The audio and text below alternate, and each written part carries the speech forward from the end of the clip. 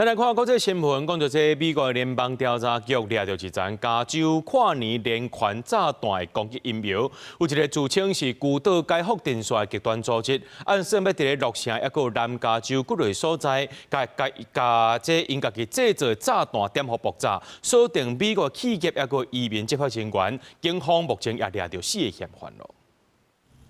联邦检方公布4个防起诉的相片，因拢是为洛杉矶来的，防指控要伫跨年暗时发起炸弹攻击，搁有无登记的破坏性装置，未来可能有更加侪罪名。The individuals were arrested on Friday, December 12th, when the group attempted to construct and detonate IEDs out in the desert. Carol and her co-defendant, Zachary Page, led the effort to obtain and build the bombs and to recruit others to join in their plot. Carol also made clear her desires. She said, quote, "What we are doing will be considered a terrorist act." 这个计划号做半暝太阳行动，主嫌卡洛尼在美国捌甲一份八页用手写的计划交予一个警察的眼线，内容写甲真详细，讲要安怎伫咧跨年迄暗，伫南加州至少5个所在放炸弹卡网，针对2间美国公司伫上时用好帮。They had precursor chemicals there, and they were going to create these bombs. What they are starting to do is put their chemicals and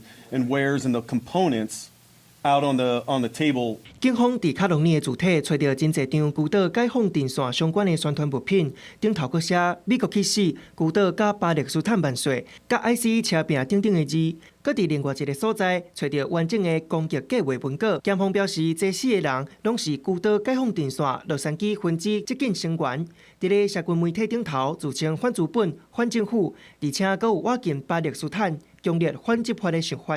除了跨年迄暗连环爆炸，嫌犯搁伫咧加密通讯群组内底讨论明年1月、2月要用途做的炸弹攻击居民、甲海关执法人员的车甲人。联邦调查局表示，这摆行动提前出手，才及时甲跨年恐怖攻击挡落来。公司新闻黄文玲编译。